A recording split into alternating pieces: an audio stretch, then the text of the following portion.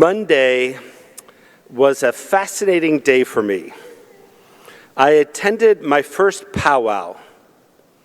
In the literal sense of the word. I was invited by the Israeli consulate along with a handful of other Jewish leaders to sit with about 20 to 30 indigenous leaders from First Nations across Canada, including some that were visiting Canada from New Zealand, who knew, created the first ever, the 100th embassy in Israel, the Embassy of Indigenous Peoples in Jerusalem. It was established in February, but apparently it was part of a 20-year dream of one of the indigenous leaders from New Zealand.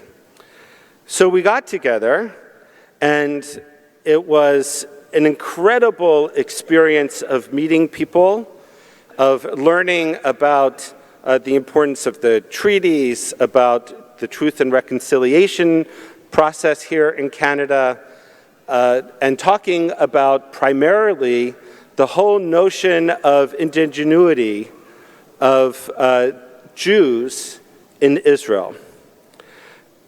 And I don't know how this happened, but when it came time for the actual discussion, I was the first person called upon to react to the notion of Jews as being indigenous to Israel. And I responded in what I thought was a very sensitive, thoughtful way of explaining my discomfort with the use of that word in regard to Jews in Israel. I was, before this meeting, uncomfortable with the notion of Jews as indigenous to the land of Israel. Now, that's not because I doubt our claim, our ancestral claim to the land of Israel. I don't. I know as a student of history, I know as someone who follows archaeology and who knows our Tanakh and so forth, that our connection to the land of Israel spans thousands of years. In fact, the oldest piece of archaeological evidence that connects Jews to the land of Israel is connected to this morning's Torah reading, Parshat Naso. There was an amulet, actually two amulets, that were found in the Hinnom Valley outside of Jerusalem in the 1979, I think it was. And these tiny amulets, the size of your pinky nail, took 8 years for archaeologists to be able to uncover them and separate them in order to read its words. And when they beheld the words on these amulets, what did they find? Birkat Kohanim, the blessing contained in this morning's Torah reading. Yivarecha Adonai v'yishmerecha, Yair Adonai panav elecha v'yichuneka, Yisa Adonai panav elecha v'yasem lecha shalom. Those were the words on these amulets, and they dated to the 7th century BCE. That's 2,700 years ago. Are amulets that contain words from this Torah. It's the only evidence of Israelite text that is in existence from before the Babylonian exile. Right? So there's no doubt, if you follow from those amulets to other archaeological finds, to textual finds, to extra biblical and extra sources from other countries and other people, there is an overabundance of evidence of the continuous connection and presence of the Jewish people to the land of Israel going back at least 2,700 years. So my discomfort with the notion of Jewish indigeneity in the land of Israel is not about the archaeological or historical evidence. My discomfort is in the very nature of the word indigeneity and the notion of being indigenous. And the reason for that is because the word indigenous, as Yossi Klein Halevi said when he spoke here a couple weeks ago, doesn't fully tell my story. There are elements of my story as a Jewish person that overlap with it, but it doesn't fully tell my story because the word didn't come into being really until the 17th century. And it didn't come into active use until the 1970s. The word indigenous is always capitalized. It is an intrinsically political word that was created in response to colonialism, that was adopted by the nascent indigenous peoples movement of the 70s. It was a radical act of self-naming that was designed to repudiate the othering implicit in received names like Indian. So yes, there are Jews whose ancestors were living in Eretz Israel, in Palestine, before the onset of modern Zionism, and in some cases even going back to the Bar Kokhba revolt and beforehand. But my discomfort with the use of the word indigenous was because I felt like somehow or other we were misappropriating somebody else's story in order to tell ours. And that made me uncomfortable. That plus the fact that I didn't want to play into also what's happening today with the denial of Israeli and Jewish connection to the land over thousands of years, as if somehow we were settler colonialists because modern political Zionism only came on the scene in the 19th century. So I was discomfortable with the word. Zionism doesn't fit into any other nationalistic category. It's its own story. And as Yossi said, a bizarre story of a people that lost their ancient land, not only managed to keep faith with it, but centralized the memory of that land and a ritual that kept the anticipation of one day returning to that land, as they did literally under the most extraordinary circumstances. By using the word indigenous, it doesn't tell my story, because we didn't return to Eretz Israel to fulfill a 19th century European story. We returned to the land of Israel to fulfill a 4,000-year-old Jewish story. So I was totally surprised by the response of the First Nation chiefs and leaders who were with us in this meeting, because they very quickly began to tell me why I was wrong. Very quickly. Dr. Sherry Trotter from New Zealand, who's the co-director of the Indigenous Embassy in Jerusalem, which I've never been to, but I'm going to Israel in a couple weeks. And Yaakov, you're going to be there too. Maybe we'll go together, right? And we'll learn about this embassy in Yerushalayim. But Dr. Trotter and the Honorable Alfred Nagaro, who is a Maori historian with a PhD from the University of Auckland, they said to me that what motivates them is that they're worried about the pro-Palestinian voices among the Maoris. They're concerned about the way the indigenous voice was being aligned based on what they described as a false narrative. Put simply, Trotter does not believe that we Jews are colonial, an occupying force in Israel, as some have positioned us to be. As she has said publicly, we have more than a 3,500-year connection with the land. Our ancestors have lived there since time immemorial. And the reason that they believe that the word indigenous is apt to describe our connection to the land is because we, like the indigenous population, the indigenous people, have experienced dispossession, disenfranchisement, discrimination, and that they see it and recognize it. and they had the same indigenous longing for their land as we have had for our land. Another similarity she describes is the struggle indigenous groups have had to keep their spoken language alive, which in the course of this meeting, it was really fascinating, and I understood it because I understand what it means to keep an ancient nation alive. But every person, as they introduced themselves, they began in their native language and then translated for those of us in the room. And it's important to remember this amulet that was found 2,700 years ago. If you can read Hebrew, you can read the words on this amulet. 2,700 years. Hebrew has been kept alive. For most of that history, it was not an active language.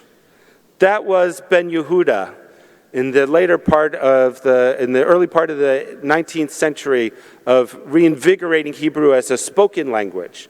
But as a language of our people, of prayer and of learning, Hebrew has been kept alive continuously. And so when archaeologists find an amulet from the 7th century BCE, the fact that we can read it and understand its meaning and connect it to the Torah is an important data point when one talks about ingenuity in a land and a people. Language is essential. One of the things I learned was that for 25 years, Grand Chief Linda Prince traveled from her home here in Canada to the Knesset with the proposal for an embassy. Prince acknowledged Maori leader Monte Ohia, who led the World Christian Indigenous Peoples movement in the 1990s and early 2000s, and explained that he backed her desire to include Jews as indigenous people. Trotter went on to say in this meeting that part of what motivates her and the other indigenous leaders that were there is the acknowledgement that we're living in a time when anti-Semitism is reaching horrendous levels. She added that the Indigenous Embassy in Jerusalem aims to gather and amplify voices of indigenous groups around the world, not just the Maoris. They wanted to have an embassy for all indigenous peoples. We tend to be minorities in our land, so it's important to join forces together globally to stand with Israel. I had to pinch myself to be in such a room of people who got it, understand it the way in which I understand it. We as Jews understand this moment that we're living in. The proliferation of false narratives, the denial of history and of experience and of connection. And as I said, I was surprised. I thought that my response of being actually uncomfortable with the use of the word because of its history and because of potential misappropriation, I thought I was actually doing something that was going to be admired and respected. I was surprised by how quickly they wanted me to understand that whereas internally they too don't use that word. They don't refer to themselves when they're talking to themselves as indigenous. They talk the same way we do about our ancestral homeland, about our ancestors, about connection with the land, in the land, of the land, on the land, and so forth. But what they pointed out is that when you're having an external conversation, you need to have a common frame of reference. And so the use of the word indigenous works for them, and they argued that it's one that should work for us because other people can understand what it means to be indigenous to a land, to have an ancient connection to it. And I understood this. It's the same reason why we Jews refer to the Excerpt HaDibrot as the Ten Commandments. Because the Ten Commandments is the way in which the rest of the world refers to these 10 commandments. But in Hebrew, we call it Excerpt HaDibrot. These are the 10 utterances. Because there's 613 commandments. And these 10 aren't necessarily greater or lesser than the others.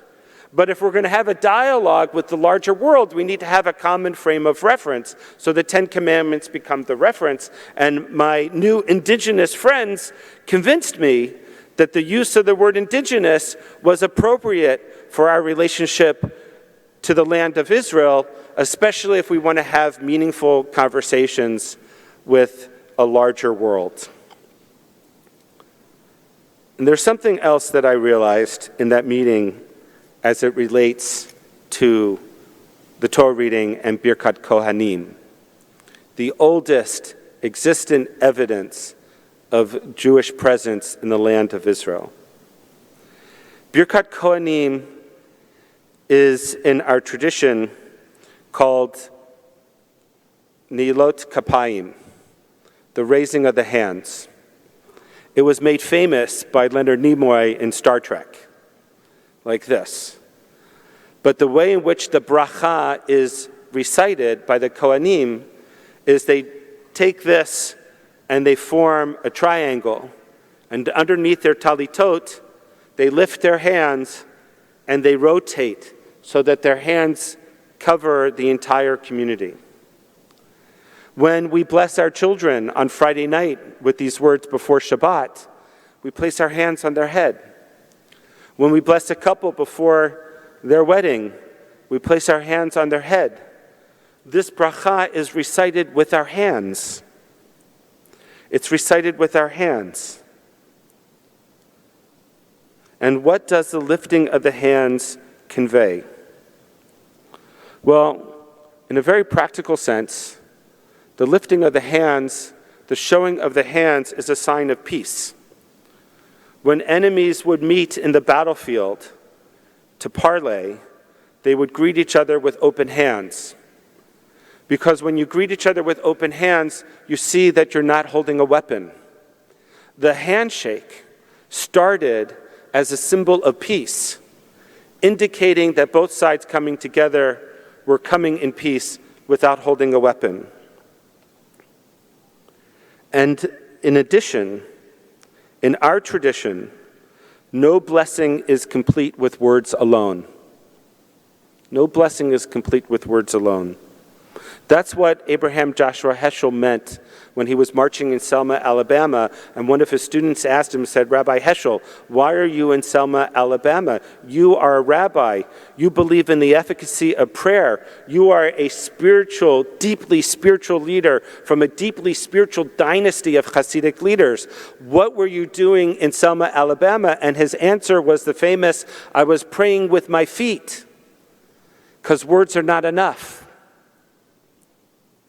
Words require action, requires education, the teaching of tzedakah and gimilut chasadim, the administration of justice. Prayer, to be useful, requires doing for others, working together. Birkat Kohanim is not a prayer that God delivers directly to the Jewish people. Birkat Kohanim is a prayer that God delivers through the Kohanim. The Kohen channels the blessings.